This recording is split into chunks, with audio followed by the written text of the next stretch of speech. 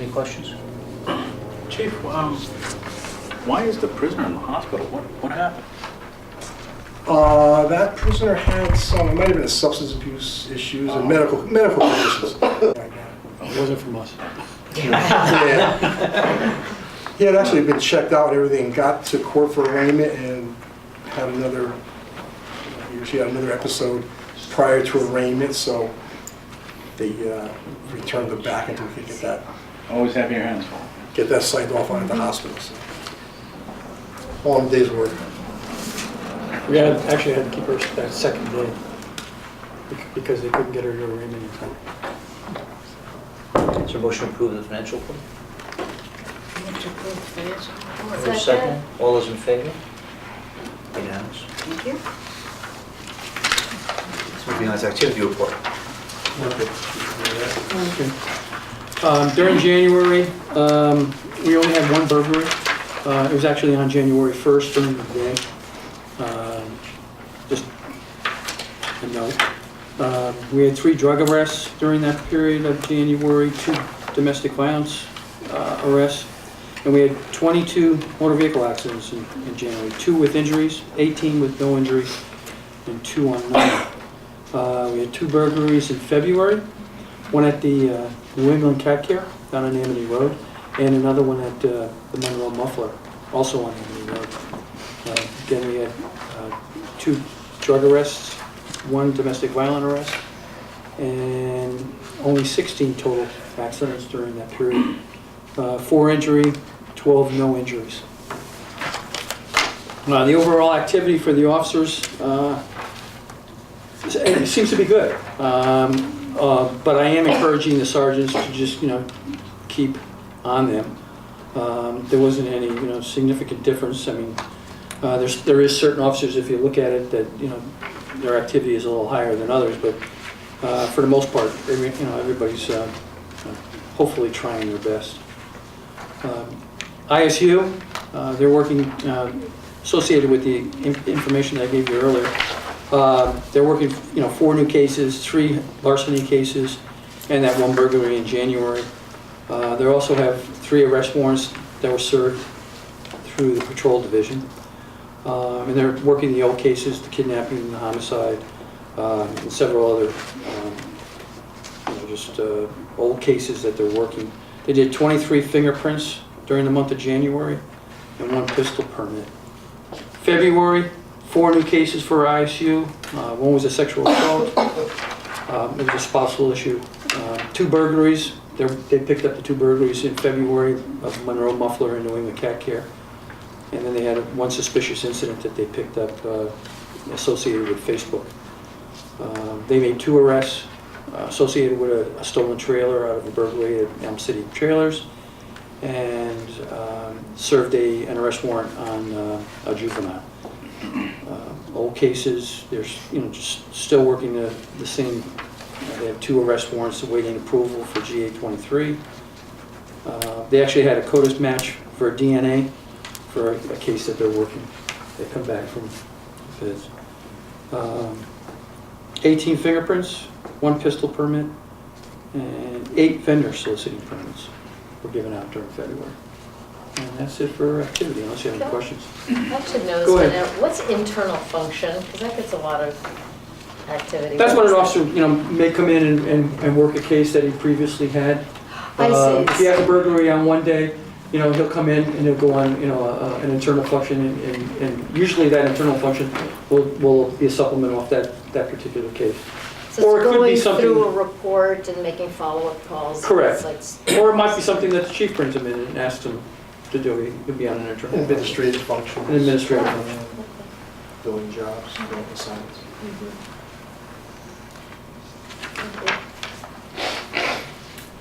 Any other questions?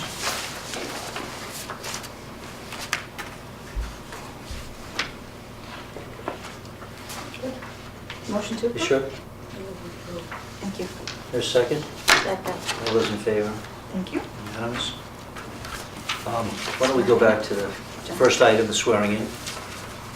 So, Officer John Lally is here this evening. Our last month's meeting was canceled, was postponed due to the weather, but John started with us on February 4th and is currently in our certified officer orientation period, and we expect that with the new bid will be, in the next few weeks, he'll be out on his own.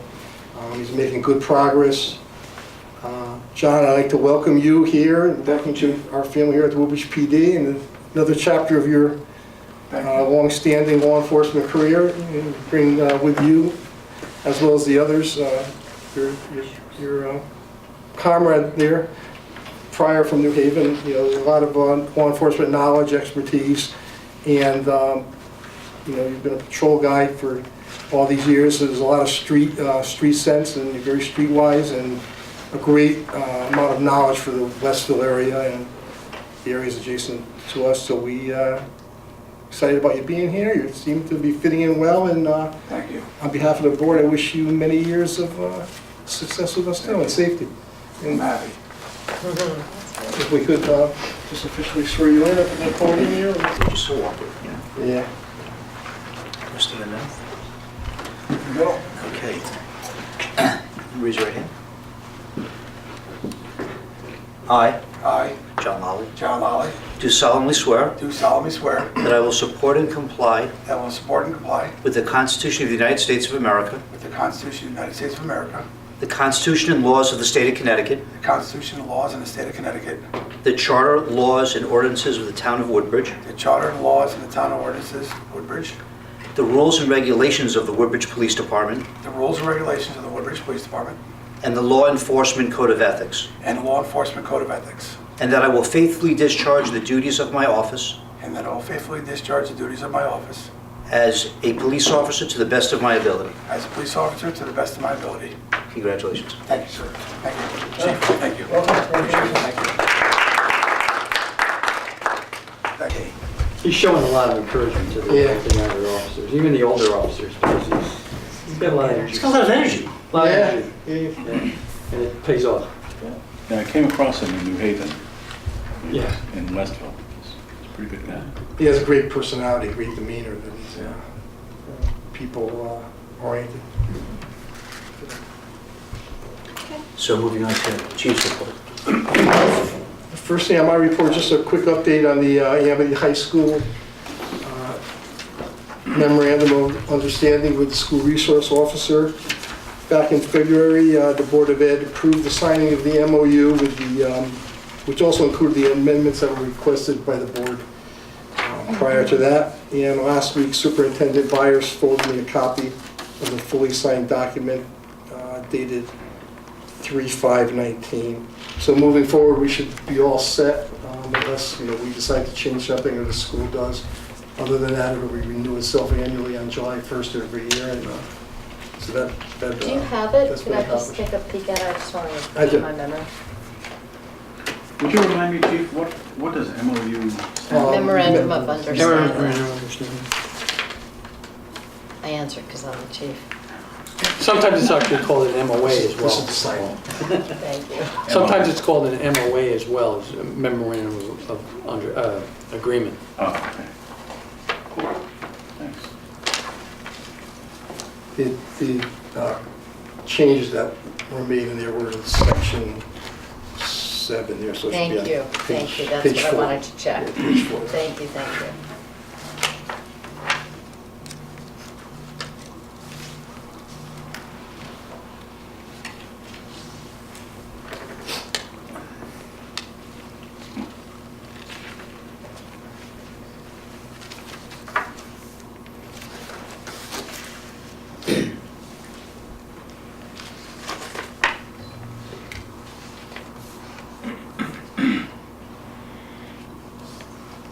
Good.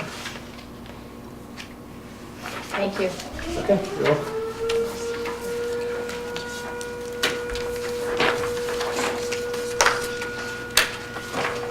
The next item that I have is an update on the carport project. The contractors have been working out here throughout the winter, and we were fortunate, the weather up until probably last week was pretty good. The weather cooperated, so both structures are up and both are being used. Both have electrical power and lighting. The upper canopy, the smaller one, is still somewhat of a work in progress. There's an issue with the roof and the fascia board and so on with the architect and the town and the contractors. They're working to rectify that. So there's still a bit more work to do, but once that structural work is all completed, the plan is that in the spring, as soon as it gets warmer, they'll be back to finish some paving and some finish work, site work that they have to do. But they made significant progress on that over the winter, and they worked out good. The lower ones, we're using it every day now, and the cars are out of the weather. That's all set. The next thing I had was the EMPG grant update. That's the Emergency Management Performance Grant. The Deputy Chief applies annually for the grant with the state of Connecticut, and it's a federally funded grant. And the last month I received notification that the application was approved again this year, and the town will be receiving $5,000 in grant funding. The overall intent of the grant is to assist communities to enhance their emergency management programs on a local basis. So we'll be working with the finance director and possibly using the funds for some upgrading of equipment associated with our EOC, such as some monitors and computer stuff. Let's see. The next topic I had was Stop the Bleed. Coming up at the end of this month, on March 26th, the police department, along with personnel from Yale New Haven Hospital and staff at the JCC, will be sponsoring a Stop the Bleed life-saving training program. You might have heard about it. It's been advertised in some different communities that have already done it. It started back in 2013 following the Sandy Hook tragedy, and then after that, in 2015, President Obama made it a national Stop the Bleed initiative. We actually sent an officer who was also specifically trained as an instructor in that. And it's a 90-minute course that teaches and provides hands-on life-saving techniques of pressure application, wound packing, and most importantly, the use of tourniquets. And the goal of the whole program is to turn ordinary bystanders into first responders, so they could take, in the event of a tragedy or a catastrophe, they could take some life-saving steps before first responders even get to the scene, so they could take action there. And I think it was really prevalent at the Boston bombing. There was so many spectators, and a lot of them were, had medical training or doctors or what have you, first responders and police and people that were off duty, and they were able, use some of these basic skills to provide immediate treatment to some of the victims and save their lives.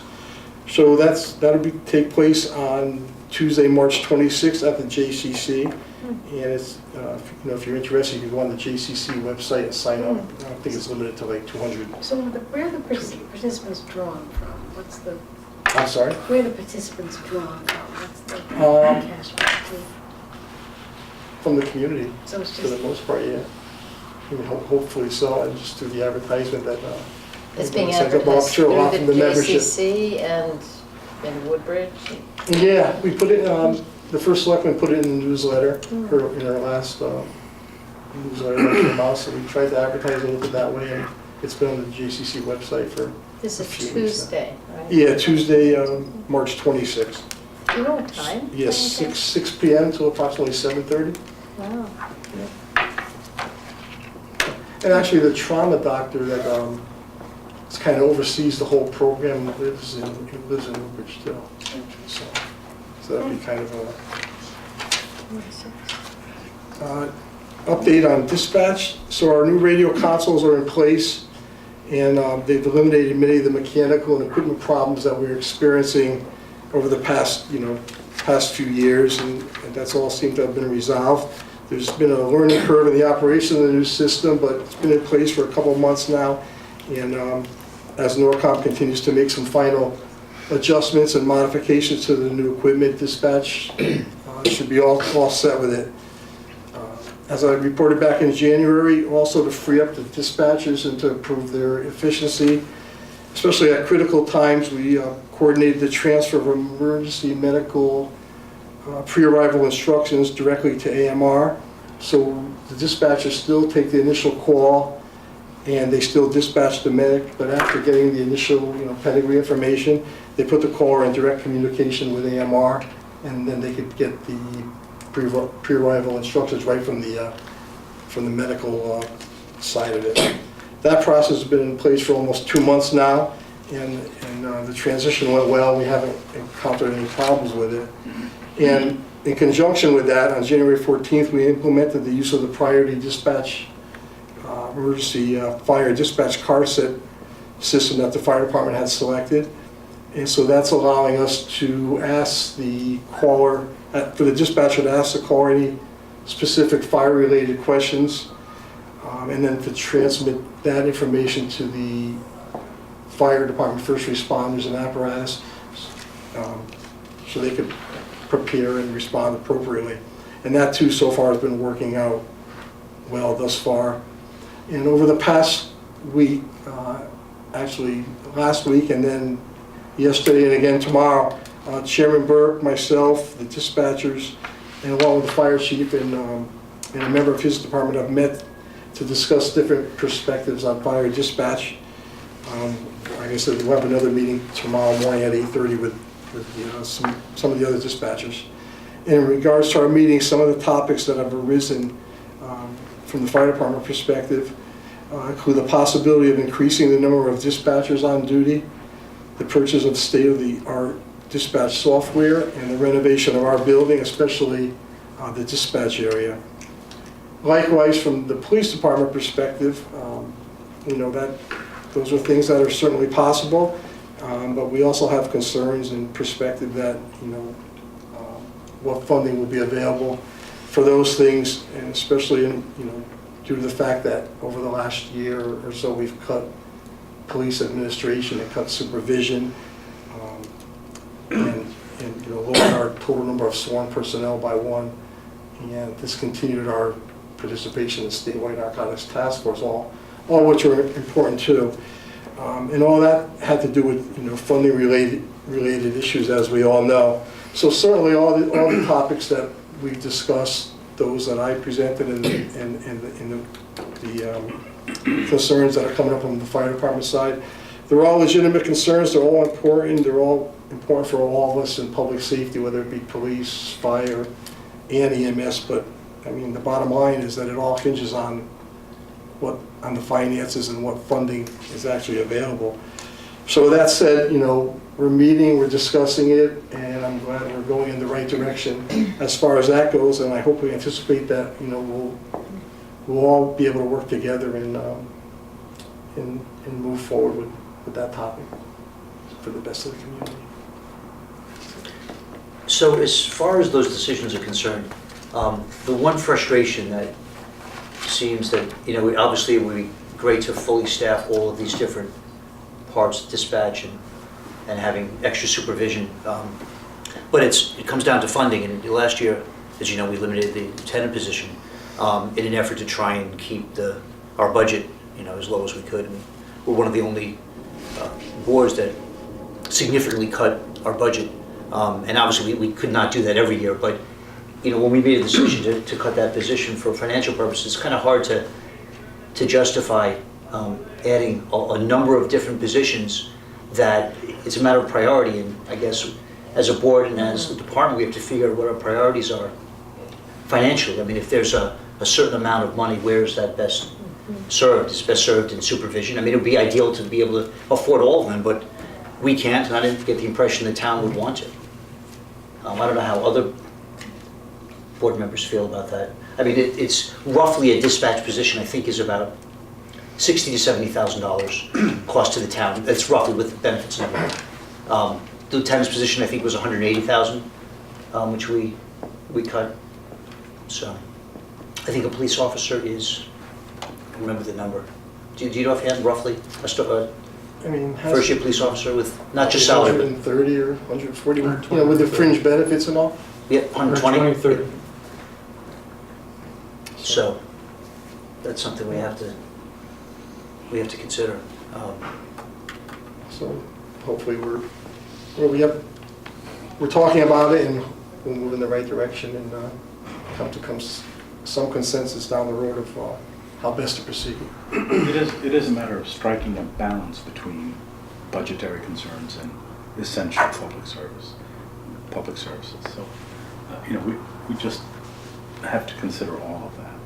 Right, but it's hard to choose, I mean, it would be great to have, for example, 2 dispatchers on every shift. Yeah, I don't know that we can afford that. Right. At the expense of right. another You're absolutely supervisor, at the expense of another police officer. You're So absolutely right. that's a hard decision to make. Yeah. Is there any information, research, something like that done on the relative safety and dangers of 1 versus 2 dispatchers, more supervisors? You know, we've heard you over the years say, well, we need this, but is there any literature? Is this something that gets studied?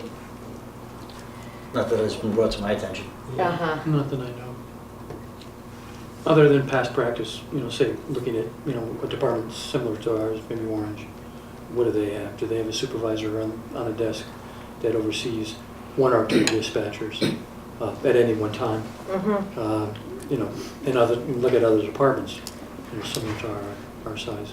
Mm-hmm. Or even not our size, other departments. how Yeah, they- so they there's do it. a sort of standard of care, typical, but we don't really know. We don't really have. Supervision is a big deal, though. I mean, and not so much studies, but just oversight that Oh, Yeah. departments have to have, whether it is in the dispatch area or the patrolman area.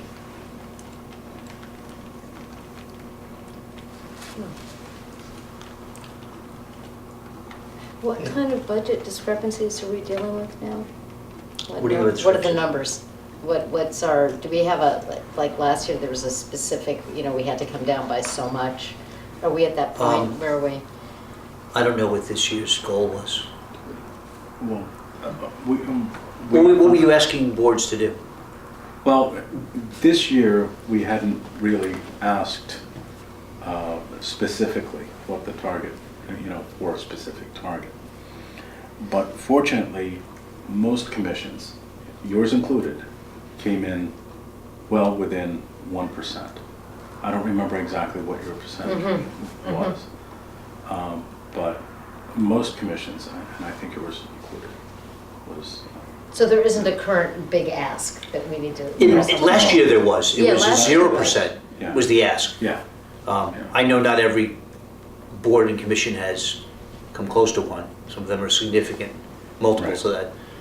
I mean, that's what these guys did. They really We knocked went it in down. very lean. Yeah. Yes. Very Yeah. conservative on this Yeah. year. It's Yeah. really, you really can't. Yeah, There's nothing else to cut. Yeah. It's just about, Right. that's the end.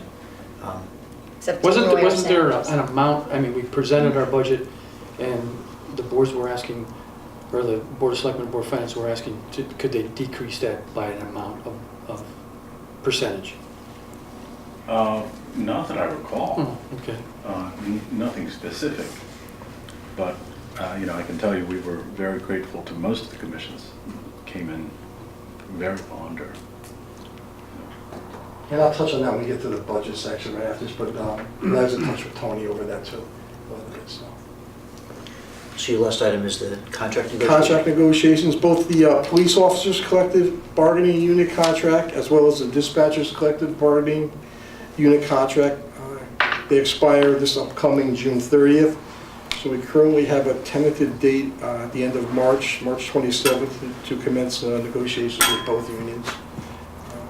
And that'll be the start of the negotiations. And that's all I have under my report.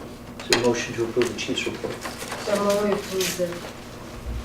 And that was a second over there by the, That's it, By the it's a snacks? motion and a second, Okay. whatever you need. okay, thank you. All those in favor? Unanimous. Thank you, Chief Capiel. All right, on the personnel matters, just an update, we still have an officer out on extended illness.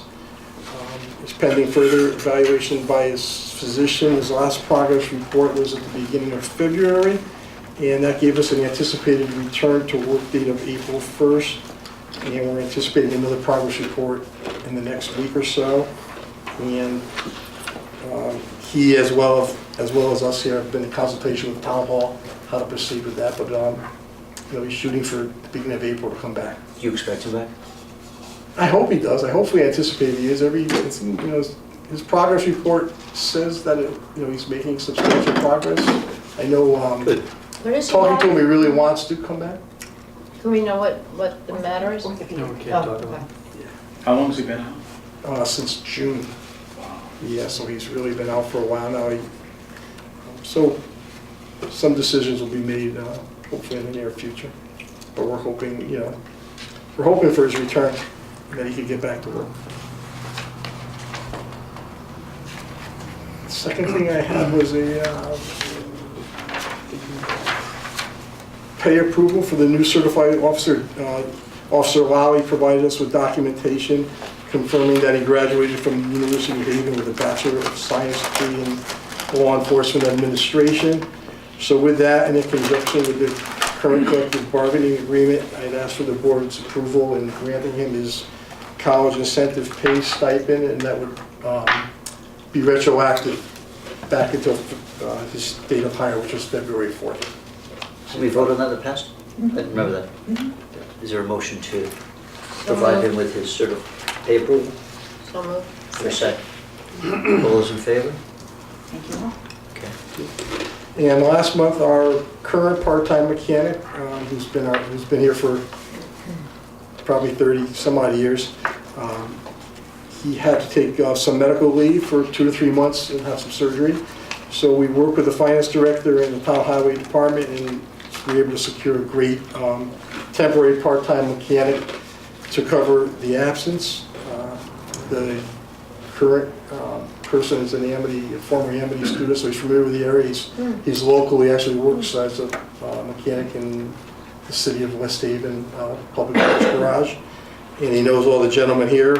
And we actually put him in touch with our mechanic, and they converse, and just to say that it's been a smooth and a seamless transition and coverage. So things are working out with that. But just so you're aware of our that just mechanic's for- absence. Is that just for the police department? Yes. Is it for automobiles or? Yeah, all our police vehicles. Yeah, he works part-time. It's been like that for forever. So so what kind of services do the cars require? They're all, He does actually every routine maintenance, and he does just about any kind of repair that is needed. He's able to do it. Just as if you brought it to the garage. The only work that we send out now is like transmission work or something that it was really big that he couldn't handle, or warranty work we send back to the dealer. But other than that, our mechanic does it all. And he keeps all the records of the fleet and keeps everything up. And he's the one that's able to oversee us so tightly that he's been able to get the maximum mileage and use out of our cars for so long. He really gets the mileage up and keeps them going, so. Can I just go back for a second? When the Sure. officers on extended illness, what happens with their pay? Once they run out of time, vacation time or sick time of their own. Then there's, then they right, get and it. what's the average vacation sick time combination? Weeks, It's different. months? It's different. Yeah, it Different depends. for I mean, each this package. is, this Longevity. is a very lengthy one. It's, Uh-huh. since June. Right, So, this is not something we see often. We do see injuries and, but he ran through his vacation and sick time in a Yes. month or two or whatever, so. Yes, yeah, Yeah, he's so just it's on just- medical leave, yes. Wow, Yeah. yeah. We have some requests to carry over vacation days. Request from Officer Gerald Kubik to carry over 6 vacation days for 2 weeks beyond his anniversary date, which is April 5th. He needs to travel out of state for a family emergency-related matter, and who use the days up, he said, by the 21st of April. So he just wants to exceed Do this. you need a vote on that? Please. I move to approve the extension. All those in favor? And we have a request from Deputy Chief Stewart to carry over 22 unused vacation days into the next fiscal year. This we'll have to discuss. Definitely. Is there a motion? No question. Is there a motion to approve? Move we approve it. A second, all those in favor? Thank you all. What a tough discussion. Moving on to budget, just to touch Can I base, just ask a question on this letter? which, This is resignation? oh yeah, I was We're gonna gonna talk discuss that about- under we're gonna talk about executive session. Oh, okay. Moving on to budget, the operating budget was presented by myself and the deputy chief on January 22nd for the next fiscal year, presented to the joint boards of selectmen and finance. And kind of as Paul had just said, at this point, we'll wait to hear further, but I have been in touch with the finance director to make any modifications or adjustments that, he sees fit to help with that. But pretty much like Paul said, we did come in, we started out in a good place, so hopefully our final numbers will be presented in the near future. Right, I guess by April 1st, they have to have it done, so. We have our big meeting in May. The town. Right. And that's all for budget. Is there any new business? There's none. I ask every month and I get the same answer. Any old business? There's none. Ask the same question. So now we have executive session. Gentlemen, thank you for coming. We're gonna have to kick you out.